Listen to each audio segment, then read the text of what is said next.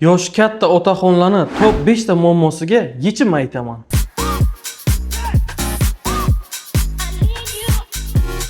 Birinchisi prostata bezi adenomasi, ikkinchisi jinsiy zaiflik, uchinchisi chov yorg'oq churalari, ya'ni paxve grija, mo'yak kattalashib ketishi. To'rtinchisi qovuq toshlari, beshinchisi jinsiy xohishdan tushib ketishi. Prostatada adenoma rivojlanganda adenoma siydik kanalini to'sib qo'yadi. Natijada peshob nafori pasayib ketadi.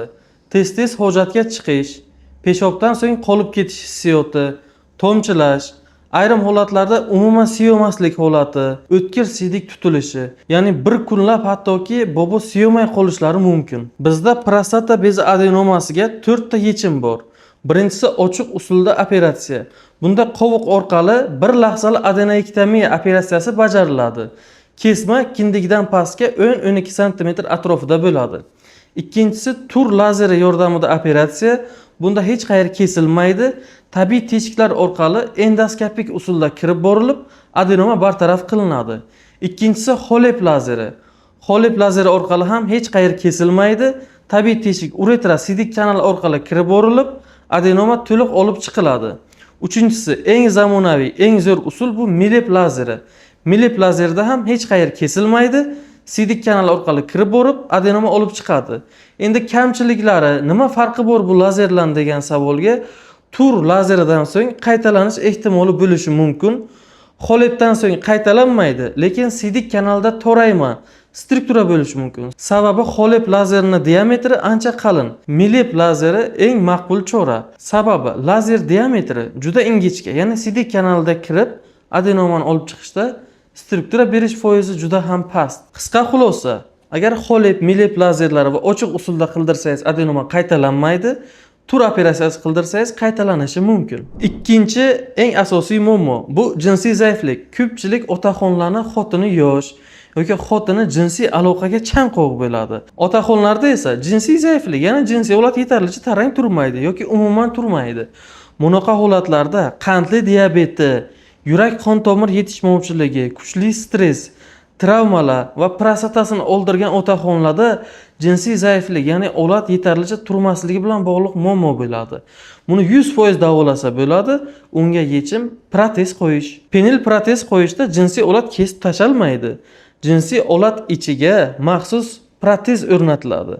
U implant hech qanday sezgiga, rohatlanishga, lazzatlanishga, farzandli bo'lishga, bo'shanishga mutlaqo ta'sir qilmaydi. Protezlarning ham ikki xil turi bor. Bir komponentli va 3 komponentli penil protezlar.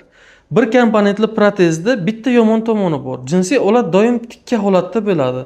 Kerakli vaqtda ma'lum miqdor qayirib qo'ysa bo'ladi, lekin baribir kiyim tagidan sezilib turadi. Lekin shu bir komponentli penil protezlar ham xohlagancha jinsiy aloqa qilish mumkin. Soatlab, ya'ni 70 yoshli bu protez qo'ydirib, qaytib 18 yoshli yigitga aylanishi mumkin. Keyingisi 3 komponentli penil protez. Bu mexanizm qo'lda boshqariladi. Ya'ni knopkani bosish orqali asbob turg'iziladi va knopkani bosish orqali asbob yotqiziladi.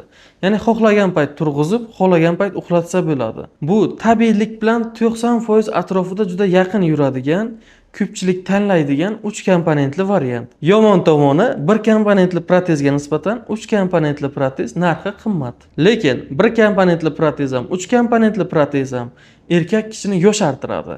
Xohlagancha jinsiy aloqa qilish imkoniyatini beradi. Keyingisi qovuq toshlari yoki siydik yo'li, buyrak, siydik nayi, qovuqqa uchraydigan toshlar haqida gaplashamiz.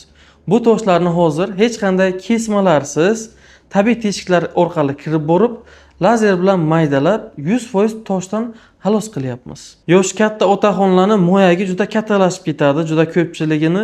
Unga asosiy ikkita sabab bor. Birinchisi gidroselli, ya'ni mo'yakda suv yig'ilishi yoki mo'yak ortig'idagi ko'p sonli kistalar mo'yagida hajmini kattalashtiradi. Ikkinchisi chov yorg'oq churalari. Bunda hech qanday dori vositalari mo'yak kattalashishiga yordam bermaydi.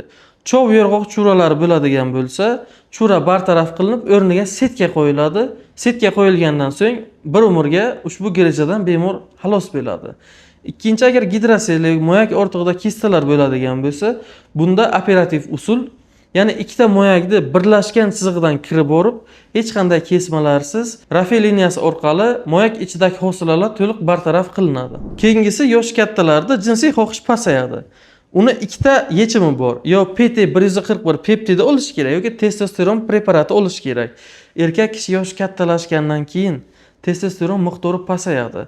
Sahrlar xuddi insulin olgan kabi yosh kattalar ham gormon o'rnini bosuvchi terapiya, ya'ni testosteron terapiyasini maslahat beraman. Bunga insulinga o'xshagan testosteron olib yuriladi, lekin xohish, kayfiyat, hayotga bo'lgan qiziqish xuddi 18 yoshda bo'ladi. Xavfsiz usul kerak deydiganlar uchun PT141 peptidini maslahat beraman. PT141 testosteronga ta'sir qilmasdan nerv sistemasi orqali jinsiy xohishni uyg'otib, qo'zg'otib beradi. Video foydali bo'lgan bo'lsa, like bosing, komment yozing, videoni yaqin oshnalaringiz bilan ulashing. Biz bilan bog'lanish uchun quyidagi raqamlarga yoki direktga murojaat qiling. Klinikamiz manzili Samarqand shahrida Brilliant City to'g'risida Sintez Lab klinikasi.